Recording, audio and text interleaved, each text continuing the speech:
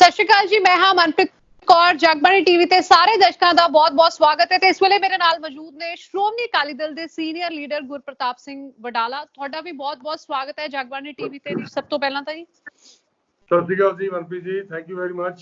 ਸ਼ੁਕਰੀਆ ਤੁਸੀਂ ਮੌਕਾ ਦਿੱਤਾ ਤੁਹਾਡੇ ਨਾਲ ਰੂਬਰੂ ਹੋਣ ਦਾ ਜੀ। ਥੈਂਕ ਯੂ ਸੋ ਮਚ ਜੀ। ਅੱਜ ਕੋਵਿਡ-19 ਯਾਨੀ ਕਿ ਕਰੋਨਾ ਵਾਇਰਸ ਦੇ ਨਾਲ ਜਿੱਥੇ ਪੂਰੀ ਦੁਨੀਆ ਵੱਡੀ ਜੰਗ ਲੜ ਰਹੀ ਹੈ, ਸਾਰੇ ਮੁਲਕਾਂ ਦੀਆਂ ਸਰਕਾਰਾਂ, ਪਾਰਟੀਆਂ, ਐਨਜੀਓਜ਼ ਜਾਂ ਧਾਰਮਿਕ ਸੰਸਥਾਵਾਂ ਇਸ ਦੁਸ਼ਮਣ ਕਰੋਨਾ ਦੇ ਨਾਲ ਇਕਜੁੱਟ ਹੋ ਕੇ ਲੜਾਈ ਜਾਂ ਫਿਰ ਮੈਂ ਕਹਾਂ ਜੰਗ ਲੜ ਰਹੀਆਂ ਨੇ। ਹੁਣ ਤੱਕ ਕਰੋਨਾ ਕਰਕੇ ਮੈਂ ਪੂਰੇ ਵਰਲਡ ਵਾਈਡ ਗੱਲ ਕਰ ਰਹੀ ਹਾਂ, 3 ਲੱਖ ਤੋਂ ਉੱਪਰ ਮੌਤਾਂ ਹੋ ਚੁੱਕੀਆਂ ਨੇ। ਜੇ ਗੱਲ ਸਾਡੇ ਮੁਲਕ ਦੀ ਕੀਤੀ ਜਾਏ ਯਾਨੀ ਕਿ ਭਾਰਤ ਦੀ ਕੀਤੀ ਜਾਏ, 3000 ਤੋਂ ਉੱਪਰ ਲੋਕਾਂ ਦੀਆਂ ਡੈਥਸ ਹੋ ਚੁੱਕੀਆਂ ਨੇ। ਪੰਜਾਬ ਦੇ ਵਿੱਚ ਅੱਜ 10 ਨਵੇਂ ਕੇਸਿਸ ਯਾਨੀ ਕਿ 10 ਨਵੇਂ ਮਾਮਲੇ ਕਰੋਨਾ ਦੇ ਸਾਹਮਣੇ ਆਉਂਦੇ ਨੇ। ਹਾਲਾਤ ਕੋਈ ਬਹੁਤੇ ਚੰਗੇ ਨਹੀਂ ਹੈ। ਕਰੋਨਾ ਦੇ ਨਾਲ ਜਿਸ ਤਰ੍ਹਾਂ ਦੀ ਸਿਆਸਤ ਪੰਜਾਬ ਦੇ ਵਿੱਚ ਚੱਲ ਰਹੀ ਹੈ ਉਸ ਤੇ ਵੀ ਗੱਲਬਾਤ ਕਰਾਂਗੇ। ਥੋੜਾ ਜਿਹਾ ਮੈਂ ਬੈਕਗਰਾਉਂਡ ਦੱਸਣਾ ਚਾਹਾਂਗੀ, ਤੁਸੀਂ ਵੀ ਇਸ ਗੱਲ ਤੋਂ ਵਾਕਿਫ ਹੋਗੇ ਕਿ ਪਿਛਲੇ ਹਫਤੇ 10 ਦਿਨ ਤੋਂ ਕਿਸ ਤਰ੍ਹਾਂ ਦੀ ਐਕਟੀਵਿਟੀਜ਼ ਚੱਲ ਰਹੀਆਂ ਨੇ। ਜਿਹੜੀ ਸ਼ਰਾਬ ਘਰਾਂ ਦੇ ਵਿੱਚ ਕਾਟੋ ਕਲੇਸ਼, ਲੜਾਈ ਝਗੜੇ ਪਾਉਂਦੀ ਸੀ, ਉਹੀ ਸ਼ਰਾਬ ਨੇ ਪੰਜਾਬ ਸਰਕਾਰ ਦੇ ਵਿੱਚ ਵੀ ਹੁਣ ਜਿਹੜਾ ਹੈ ਕਲੇਸ਼ ਮਚਾ ਦਿੱਤਾ ਹੈ।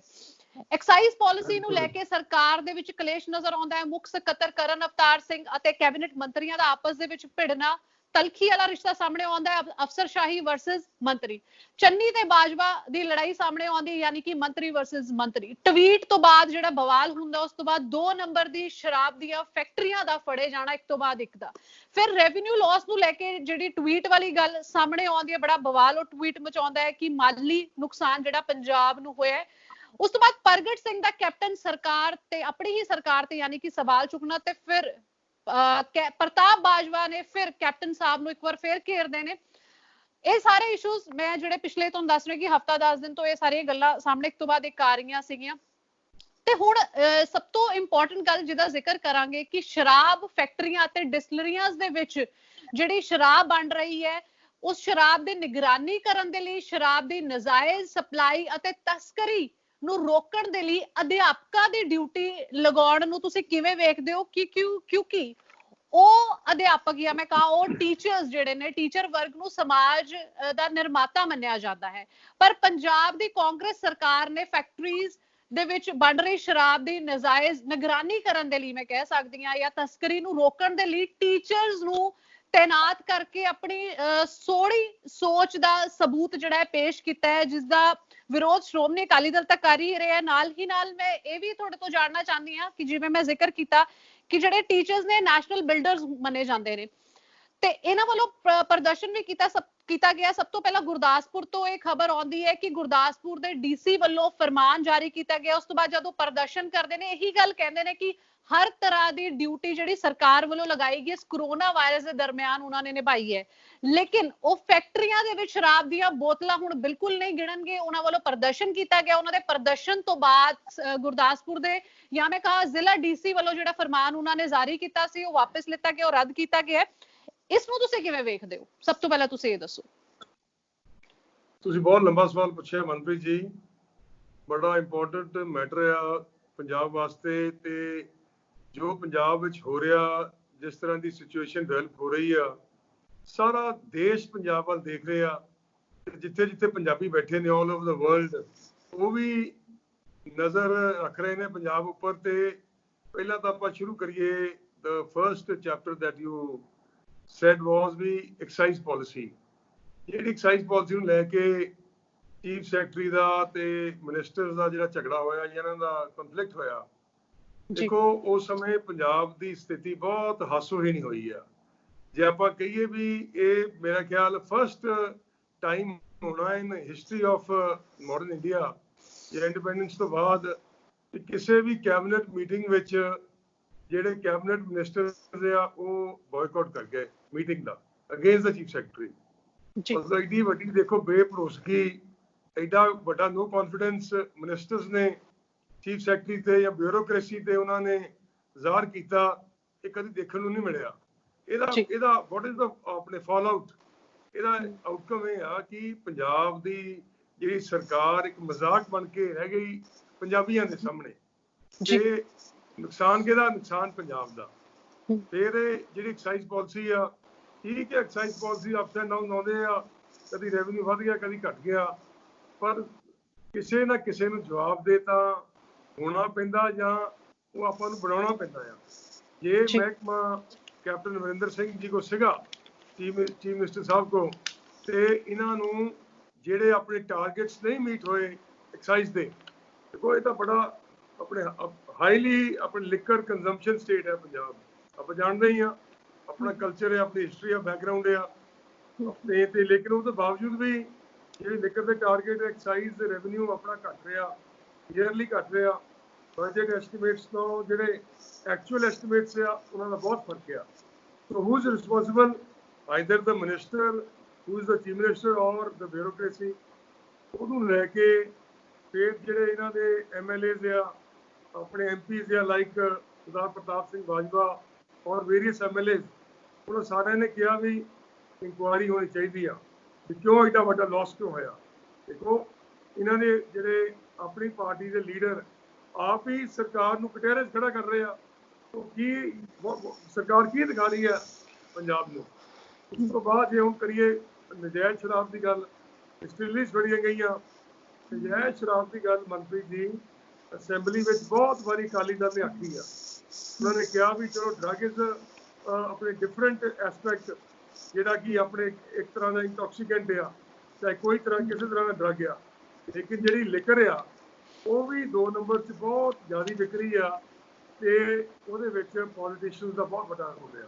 ਤੇ ਕੋਈ ਨਹੀਂ ਕਿਹੜੇ ਅਜਿਹੇ ਪੋਲੀਟੀਸ਼ੀਅਨਸ ਦੇ, ਕਿਉਂਕਿ ਸ਼੍ਰੋਮਣੀ ਅਕਾਲੀ ਦਲ ਲਗਾਤਾਰ ਕਾਂਗਰਸ ਸਰਕਾਰ ਨੂੰ ਘੇਰੇ, ਕਿਹੜੇ ਅਜਿਹੇ ਪੋਲੀਟੀਸ਼ੀਅਨਸ ਤੁਹਾਨੂੰ ਲੱਗ ਰਹੇ ਨੇ ਇਸ ਚੀਜ਼ ਦੇ ਵਿੱਚ ਨਜਾਇਜ਼ ਸ਼ਰਾਬ ਨੂੰ ਲੈ ਕੇ ਇਨਵੋਲਵ ਨੇ ਕਾਂਗਰਸ ਸਰਕਾਰ? ਮੈਂ ਤਾਂ I won't be naming any politician personally because ਮੇਰੇ ਕੋਲ ਇਨੀ ਕੋਈ ਜਿਹੜੀ ਹੈਗੀ ਆ ਆਪਣੇ genuine ਔਰ specific information I don't have that, but ਜਿਹੜੀ ਹੇਅਰਸ ਹੈਗੀ ਆ regarding that ਰਾਜਪੁਰਾ incident, ਜਿਹੜੇ ਪਟਿਆਲੇ ਦੇ MLAs ਆ, ਜਿਹੜੇ ਆਪਣੇ ਲੁਧਿਆਣੇ ਦੇ MP ਆ, ਲੁਧਿਆਣੇ ਦੇ MLA ਆ, ਖੰਨੇ ਦੇ MLA ਆ, ਉਹ ਸਾਰੇ ਪੇਪਰਸ ਆਇਆ ਹੀ ਆ ਸਾਰਿਆਂ ਦੇ ਵਿੱਚ ਕਿ ਕੌਣ ਉਹਨਾਂ ਨੂੰ ਸ਼ੈਲਟਰ ਕਰ ਰਿਹਾ।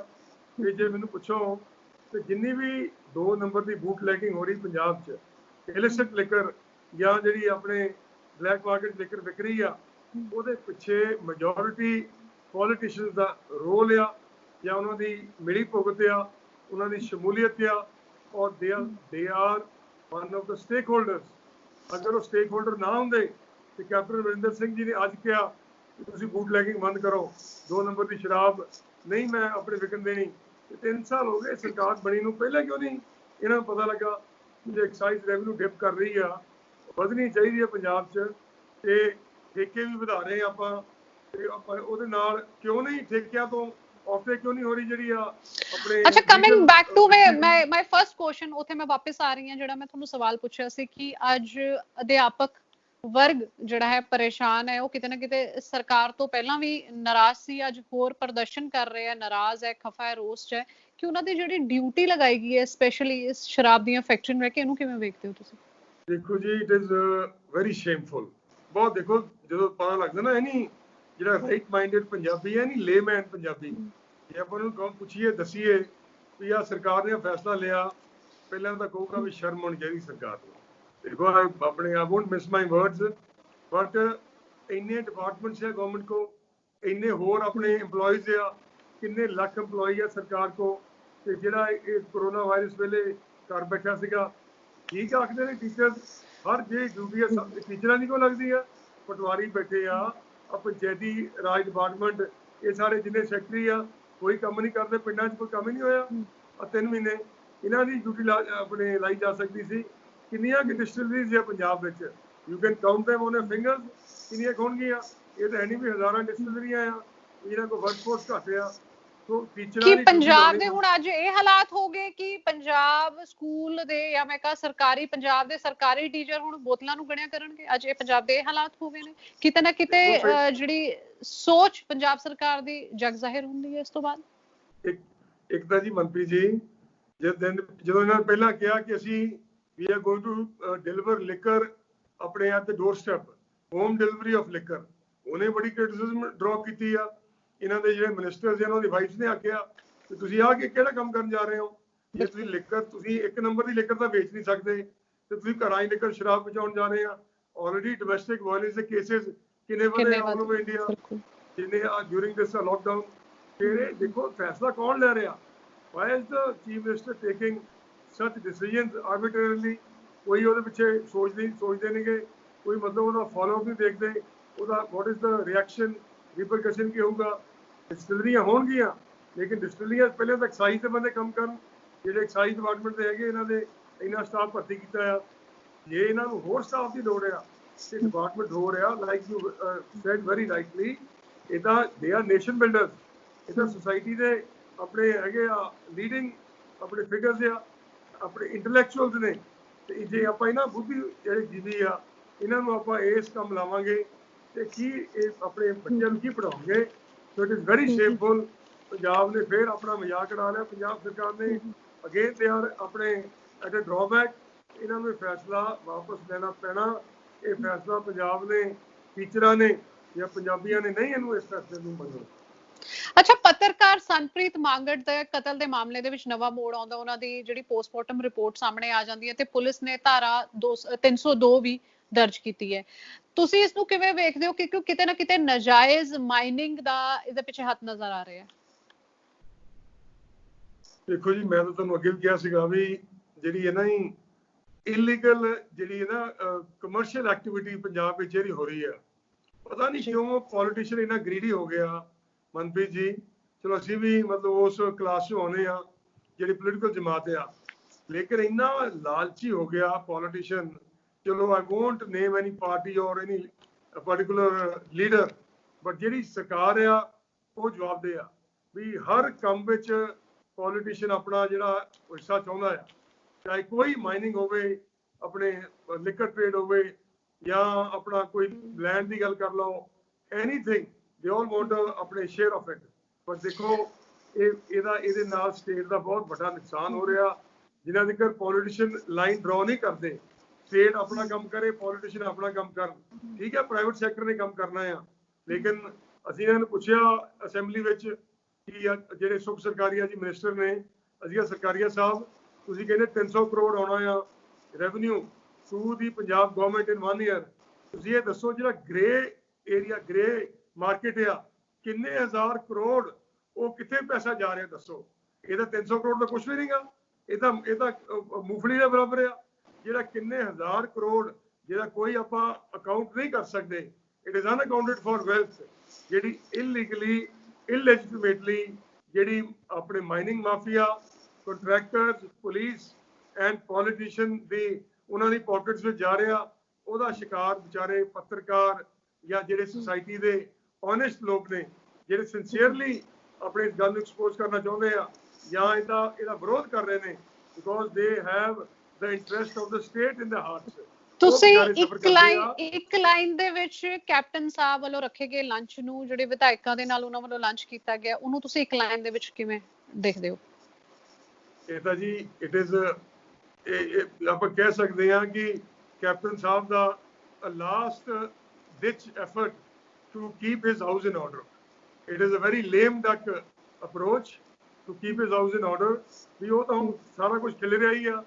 3 ਸਾਲ ਹੋ ਗਏ ਮੰਤਰੀ ਜੀ, ਜੇ 3 ਸਾਲ ਵਿੱਚ ਸਰਕਾਰ ਨਹੀਂ ਕੁਝ ਰਿਜ਼ਲਟ ਕਰ ਆਪਣੇ ਦਿਖਾ ਸਕਦੀ, nearly 65% of the time is over and 1/3 time ਰਹਿ ਗਿਆ, what will they do in the remaining ਆਪਣੇ 2 years ਜਾਂ less than 2 years? तो ਬਹੁਤ ਜ਼ਿਆਦਾ ਹਾਹਾਕਾਰ ਆ within the MLAs। ਕੈਪਟਨ ਸਾਹਿਬ ਉਹਨਾਂ ਨੂੰ ਬੁਲਾ ਕੇ he wants to pacify them, but ਅੰਦਰੋਂ ਅੰਦਰੀ ਸਾਰੇ ਦੁਖੀ ਆ ਤੇ ਇਹ ਬਹੁਤ ਵੱਡਾ ਲੀਡਰਸ਼ਿਪ ਕ੍ਰਾਈਸਿਸ ਆ। ਚਾਹੇ ਉਹ captain Sahib because he is the chief minister, ਉਹਨਾਂ ਤੇ ਗੱਲ ਆਵੇ, ਜਾਂ ਉਹਨਾਂ ਦੇ ਕੈਬਨਿਟ ਦੇ ਮਿਨਿਸਟਰਸ ਤੇ ਗੱਲ ਆਵੇ, ਜਾਂ ਟੀਮ ਤੇ ਆਵੇ, ਜਿਹੜੀ ਟੀਮ ਅਮਰਿੰਦਰ ਸਿੰਘ ਜੀ ਦੀ ਇਸ ਵੇਲੇ ਕੰਮ ਕਰ ਰਹੀ ਆ। ਮੈਂ ਕਹੂੰਗਾ ਉਹ ਟੀਮ ਤੋਂ ਰਿਜ਼ਲਟ ਨਹੀਂ ਦਿਖਾ ਹੋਏ। ਦੇ couldn't ਆਪਣੇ serve the state properly and that team has a very big question mark on it। ਉਹਦੇ ਵਿੱਚ ਕੈਪਟਨ ਅਮਰਿੰਦਰ ਸਿੰਘ ਵੀ ਹਿੱਸੇਦਾਰ ਨੇ। ਤਾਂ ਹੁਣ ਤੱਕ ਤਾਂ ਇਹ ਟੀਮ ਫੇਲ ਹੋਈ ਆ ਕੈਪਟਨ ਸਾਹਿਬ ਦੀ। ਅੱਛਾ, ਮੇਰਾ ਆਖਰੀ ਸਵਾਲ ਜਿਹੜਾ ਬੜਾ ਇੰਪੋਰਟੈਂਟ ਹੈਗਾ, ਇੰਪੋਰਟੈਂਟ ਏਦਾਂ ਕਿ ਸ਼ਾਇਦ ਉਹ ਮੈਨੂੰ ਉਸ ਤੇ ਗੱਲ ਪਹਿਲਾਂ ਬੜੀ ਜ਼ਰੂਰੀ ਕਰਨੀ ਬਣਦੀ ਸੀਗੀ। ਮੈਂ ਗੱਲ ਕਰ ਰਹੀ ਹਾਂ ਪ੍ਰਵਾਸੀ ਮਜ਼ਦੂਰਾਂ ਦੀ। ਉਹ ਮਜ਼ਦੂਰ ਜਿਨ੍ਹਾਂ ਦੀ ਅੱਖਾਂ ਦੇ ਵਿੱਚ ਹੰਝੂ ਨੇ ਤੇ ਪੈਰਾਂ ਦੇ ਵਿੱਚ ਛਾਲੇ ਨੇ, ਵੱਖਰੇ ਵੱਖਰੇ ਸੂਬਿਆਂ ਤੋਂ ਇੱਥੇ ਉਹ ਰੋਜ਼ੀ ਰੋਟੀ ਕਮਾਉਣ ਆਏ ਸੀ ਤੇ ਅੱਜ ਰੋਜ਼ੀ ਰੋਟੀ ਤੋਂ ਹੀ ਵਾਂਝੇ ਹੋ ਗਏ ਨੇ ਤੇ ਕਿਤੇ ਨਾ ਕਿਤੇ ਕੈਪਟਨ ਸਰਕਾਰ ਨੂੰ ਜਾਂ ਕੈਪਟਨ ਸਾਹਿਬ ਨੂੰ ਗੁਹਾਰ ਲਗਾ ਰਹੇ ਨੇ ਕਿ ਸਰਕਾਰ ਜੀ ਸਾਨੂੰ ਬਚਾ ਲਓ, ਸਾਡੇ ਬੱਚਿਆਂ ਨੂੰ ਬਚਾ ਲਓ। ਤੇ ਆਖਿਰਕਾਰ ਉਹ ਨਿਰਾਸ਼ ਹੋ ਕੇ ਆਪਣੇ ਵਤਨ ਆਪਣੇ ਦੇਸ਼ ਵਾਪਸ ਜਾ ਰਹੇ ਨੇ, ਘਰਾਂ ਦੇ ਵਿੱਚ ਵਾਪਸ ਜਾ ਰਹੇ ਨੇ। ਇੱਕੋ ਹੀ ਸ਼ਰਤ ਰੱਖ ਰਹੇ ਨੇ ਕਿ ਅਸੀਂ ਵਾਪਸ ਹੀ ਜਾਣਾ ਹੈ, ਕਿਉਂਕਿ ਕਿਤੇ ਨਾ ਕਿਤੇ ਉਹਨਾਂ ਨੂੰ ਕਰੋਨਾ ਦੇ ਨਾਲ ਮਰਨ ਦਾ ਇੰਨਾ ਡਰ ਨਹੀਂ ਹੈ, ਲੇਕਿਨ ਆਪਣੀ ਭੁੱਖ ਦੇ ਨਾਲ ਇਹ ਡਰ ਹੈ ਕਿ ਅਸੀਂ ਭੁੱਖ ਨਾਲ ਨਾ ਕਿਤੇ ਮਰ ਜਾਈਏ, ਜਿਹੜਾ ਕਿ ਉਹਨਾਂ ਨੂੰ ਫਿਕਰ ਸਤਾ ਰਿਹਾ। ਤੁਸੀਂ ਇਸ ਨੂੰ ਸਾਰਿਆਂ ਨੂੰ ਕਿਵੇਂ ਦੇਖਦੇ ਹੋ ਕਿ ਅੱਜ ਸਾਡਾ ਮਜ਼ਦੂਰ ਇੰਨਾ ਪਰੇਸ਼ਾਨ ਹੈ, ਥੱਕ ਕਰਕੇ ਘਰਾਂ ਨੂੰ ਵਾਪਸ ਜਾ ਰਿਹਾ ਹੈ? ਇਸ ਚੀਜ਼ ਨੂੰ ਕਿਵੇਂ ਵੇਖਦੇ ਹੋ? ਕਿਉਂਕਿ ਬੜੇ ਸਾਰੇ ਮਜ਼ਦੂਰ, ਜੇ ਉਹਨਾਂ ਦੀ ਐਕਚੁਅਲ ਸਿਚੁਏਸ਼ਨ ਤੇ ਗੱਲ ਕੀਤੀ ਜਾਏ, ਜਿਵੇਂ ਸਰਕਾਰ ਕਹਿ ਰਹੀ ਕਿ ਅਸੀਂ ਬੱਸਾਂ ਤੇ ਟ੍ਰੇਨਾਂ ਦਾ ਇੰਤਜ਼ਾਮ ਕਰ ਰਹੇ ਹਾਂ, ਹਾਲਾਂਕਿ ਰੇਲਵੇ ਪ੍ਰਸ਼ਾਸਨ ਤੋਂ ਦੇ ਨਾਲ ਗੱਲ ਕਰੀਏ ਤਾਂ ਉਹਨਾਂ ਦੇ ਟਿਕਟਸ ਹਲੇ ਤੱਕ ਕਨਫਰਮ ਨਹੀਂ ਹੈਗੀਆਂ। ਦੂਜੇ ਪਾਸੇ ਜਿੱਥੇ ਉਹ ਰਹਿ ਰਹੇ ਸੀ, ਉਹਨਾਂ ਦੇ ਮਕਾਨ ਮਾਲਿਕ ਉਹਨਾਂ ਨੂੰ ਘਰ ਤੋਂ ਬਾਹਰ ਦਾ ਰਸਤਾ ਦਿਖਾ ਦਿੰਦੇ ਨੇ। ਬੱਸਾਂ ਦੇ ਵਿੱਚ ਜਿਹੜੀ ਬੱਸ ਕਹਿੰਦੇ ਉਹਨਾਂ ਵਾਸਤੇ ਮੌਜੂਦ ਆ, ਬੱਸਾਂ ਤੋਂ ਉਹਨਾਂ ਨੂੰ ਬਾਹਰ ਕੱਢ ਦਿੰਦੇ ਨੇ ਕਿ ਬੱਸ ਫੁੱਲ ਹੈ, ਕਿਉਂਕਿ ਸੋਸ਼ਲ ਡਿਸਟੈਂਸਿੰਗ ਨੂੰ ਲੈ ਕੇ ਵੀ ਇੱਕ ਲਿਮਿਟ ਦੇ ਵਿੱਚ ਉਹ ਲੋਕ ਉਸ ਬੱਸ ਦੇ ਵਿੱਚ ਟਰੈਵਲ ਕਰ ਸਕਦੇ ਨੇ। ਇਸ ਚੀਜ਼ ਨੂੰ ਤੁਸੀਂ ਕਿਵੇਂ ਵੇਖਦੇ ਹੋ? ਕਿਉਂਕਿ ਆਫਟਰ ਆਲ 15 ਦਿਨ ਬਾਅਦ ਫਿਰ ਝੋਨੇ ਨੂੰ ਲੈ ਕੇ ਫਿਰ ਸਾਨੂੰ ਇਹਨਾਂ ਮਜ਼ਦੂਰਾਂ ਦੀ ਹੀ ਲੋੜ ਹੈ, ਜਿੱਥੇ ਕਿਤੇ ਨਾ ਕਿਤੇ ਸਰਕਾਰ ਐਫਰਟ ਜਿੰਨਾ ਕੁ ਵੀ ਕਰ ਪਾ ਰਹੀ ਹੈ ਉਹਨਾਂ ਨੂੰ ਵਾਪਸ ਭੇਜਣ ਦੇ ਲਈ। ਦੇਖੋ ਮਨਪ੍ਰੀਤ ਜੀ, ਜਦੋਂ ਇਹ ਕਰੋਨਾ ਵਾਇਰਸ ਦਾ ਕ੍ਰਾਈਸਿਸ ਆਇਆ ਸਾਰੇ ਆਲ ਓਵਰ ਦਾ ਵਰਲਡ, ਤੇ ਇੰਡੀਆ ਵਿੱਚ ਤਾਂ ਆਪਣੀ ਬੜੀ ਹਾਈਲੀ ਪੋਪੂਲੇਟਡ ਨੇਸ਼ਨ ਆ, ਆਪਣੀ ਜਿਹੜੀ ਆਬਾਦੀ ਬਹੁਤ ਜ਼ਿਆਦੀ ਆ। ਉਦੋਂ ਜਿਹੜਾ ਤੁਸੀਂ ਗੱਲ ਆਖੀ ਵੀ ਸਭ ਤੋਂ ਵੱਡਾ ਉਸ ਵੇਲੇ ਸੀਗਾ ਫਿਕਰ ਰੋਜ਼ੀ ਰੋਟੀ ਦਾ, ਰਾਸ਼ਨ ਦਾ ਫਿਕਰ ਸੀਗਾ ਵੀ ਚਲੋ ਕਰੋਨਾ ਵਾਇਰਸ ਤਾਂ ਠੀਕ ਹੈ, ਉਹ ਤੋਂ ਬਚੀਏ, ਲੋਕਡਾਊਨ ਹੋ ਗਿਆ, ਲੇਕਿਨ ਇਹ ਰੋਟੀ ਕਿਵੇਂ ਮਿਲੂਗੀ ਗਰੀਬਾਂ ਨੂੰ, ਮਿਹਨਤੀਆਂ ਨੂੰ, ਦਿਹਾੜੀਦਾਰਾਂ ਨੂੰ, ਜਾਂ ਜਿਹੜੇ ਮਜ਼ਦੂਰ ਆ ਆਪਣੇ ਪ੍ਰਵਾਸੀ ਮਜ਼ਦੂਰ ਆਪਾਂ ਇਹਨਾਂ ਨੂੰ ਕਹਿ ਦਿੰਦੇ ਆ, ਚਾਹੇ ਉਹ ਖੇਤੀ ਵਾਸਤੇ ਕੰਮ ਕਰਦੇ ਆ, ਇੰਡਸਟਰੀ ਲਈ ਕੰਮ ਕਰਦੇ ਆ। ਇਹ ਪੰਜਾਬ ਐਸਾ ਸੂਬਾ ਆ, ਆਪਾਂ ਸਾਰੇ ਜਾਣਦੇ ਆ ਕਿ ਗੁਰੂ ਘਰਾਂ ਤੋਂ ਲੱਖਾਂ ਹੀ ਆਪਣੇ ਵਿਅਕਤੀਆਂ ਵਾਸਤੇ ਲੰਗਰ ਦੀ ਸਪਲਾਈ ਕੀਤੀ ਗਈ। ਚਾਹੇ ਸ਼੍ਰੋਮਣੀ ਗੁਰਦੁਆਰਾ ਪ੍ਰਬੰਧਕ ਕਮੇਟੀ ਨੇ ਬੜੀ ਵੱਡੀ ਸੇਵਾ ਨਿਭਾਈ, ਜਿਹੜੇ ਵੀ ਲੋਕਲ ਗੁਰੂ ਘਰ ਸਨ, ਹਰ ਸ਼ਹਿਰ ਵਿੱਚ ਕਹਿ ਲਓ, ਹਰ ਪਿੰਡ ਵਿੱਚ ਕਹਿ ਲਓ, ਉਹਨਾਂ ਨੇ ਲੰਗਰ ਲਾਇਆ, ਰਾਸ਼ਨ ਦਿੱਤਾ। ਹਰ ਪਿੰਡ ਵਿੱਚ ਜਿੰਨੀ ਆਪਾਂ ਨੂੰ ਜਾਣਕਾਰੀ ਆ, ਸਾਡੇ ਹਲਕੇ ਦੀ ਗੱਲ ਕਰ ਲਈਏ, 3-3 ਵਾਰੀ ਰਾਸ਼ਨ ਮਿਲ ਗਿਆ ਸਾਰੇ ਪਿੰਡਾਂ ਨੂੰ, 3-3 ਵਾਰੀ। ਚਲੋ ਲੋੜ ਸੀ ਉਹਨਾਂ ਨੂੰ, ਗਰੀਬਾਂ ਨੂੰ, ਜਿਹੜੇ ਵਿਚਾਰੇ ਉਹੀ ਕਮਾਉਂਦੇ ਸੀ, ਉਹੀ ਖਾਂਦੇ ਸੀਗੇ। ਉਹ ਬੜੀ ਤਰਸਯੋਗ ਹਾਲਾਤ ਨੇ ਉਹਨਾਂ ਮਜ਼ਦੂਰਾਂ ਦੇ, ਤੇ ਕੈਪਟਨ ਸਾਹਿਬ ਨੂੰ, ਇਸ ਸਰਕਾਰ ਨੂੰ ਲੀਡਰਸ਼ਿਪ ਪ੍ਰੋਵਾਈਡ ਕਰਕੇ ਇਹ ਵੀ ਇਹਨਾਂ ਨੂੰ ਦੇਖੋ, ਜਿਹੜੇ ਐਨਜੀਓਜ਼ ਆ ਜਾਂ ਜਿਹੜੇ ਆਪਣੇ ਹੋਰ ਆਰਗੇਨਾਈਜੇਸ਼ਨਸ ਕੰਮ ਕਰਦੀਆਂ, ਅਗਰ ਉਹਨਾਂ ਨੇ ਇੰਨੇ ਹਫ਼ਤੇ ਆਪਣੇ ਰਾਸ਼ਨ ਲੰਗਰ ਵੰਡਿਆ ਤੇ ਕੋਈ ਮੁਸ਼ਕਲ ਨਹੀਂ ਸੀ। ਸਰਕਾਰ ਜੋ ਕੰਮ ਨਹੀਂ ਕਰ ਸਕੀ ਮਨਪ੍ਰੀਤ ਜੀ, ਉਹ ਐਨਜੀਓਜ਼ ਨੇ ਕੀਤਾ, ਉਹ ਸਮਾਜ ਸੇਵਕਾਂ ਨੇ ਕੀਤਾ, ਐਂਡ ਉਹ ਗੁਰੂ ਘਰਾਂ ਨੇ ਕੀਤਾ। ਸਰਕਾਰ ਤੋਂ ਨਹੀਂ ਹੋਇਆ ਕੰਮ ਉਹ, ਜੋ ਗੁਰਦੁਆਰਿਆਂ ਨੇ ਕੀਤਾ ਲੰਗਰ ਲਾ ਕੇ ਜਾਂ ਰਾਸ਼ਨ ਵੰਡ ਕੇ। ਮੈਨੂੰ ਲੱਗਦਾ ਜਿੰਨੀ ਐਪਰੀਸੀਏਸ਼ਨ ਸਮਾਜ ਸੇਵੀ ਸੰਸਥਾਵਾਂ ਦੀ ਕੀਤੀ ਜਾਏ ਉਨੀ ਘੱਟ ਹੈ, ਕਿਉਂਕਿ ਇਸ ਵਾਰੀ ਅਸੀਂ ਦੇਖਿਆ ਕਿ ਵੱਧ ਚੜ ਕੇ ਸੇਵਾ ਕਰਨ ਦੀ ਭਾਵਨਾ ਦੇ ਨਾਲ ਉਹ ਵੱਧ ਚੜ ਕੇ ਅੱਗੇ ਨਜ਼ਰ ਆਏ ਨੇ। ਕਿਤੇ ਨਾ ਕਿਤੇ ਜਿੰਨਾ ਜਿਹਦਾ ਜ਼ੋਰ ਲੱਗ ਸਕਿਆ, ਜਿਹਨੇ ਆਪਣੀ ਲਿਮਿਟ ਦੇ ਹਿਸਾਬ ਨਾਲ, ਸਾਰਿਆਂ ਨੇ ਸੇਵਾ ਦੇ ਵਿੱਚ ਪੂਰਾ ਆਪਣਾ ਯੋਗਦਾਨ ਜ਼ਰੂਰ ਪਾਇਆ। ਇਸ ਦੇ ਨਾਲ ਬਹੁਤ ਬਹੁਤ ਧੰਨਵਾਦ ਇਹ ਸਾਰੀ ਜਾਣਕਾਰੀ ਦੇਣ ਦੇ ਲਈ। ਸਤਿ ਸ਼੍ਰੀ ਅਕਾਲ ਜੀ, ਥੈਂਕ ਯੂ ਜੀ, ਥੈਂਕ ਯੂ ਜੀ, ਸਤਿ ਸ਼੍ਰੀ ਅਕਾਲ।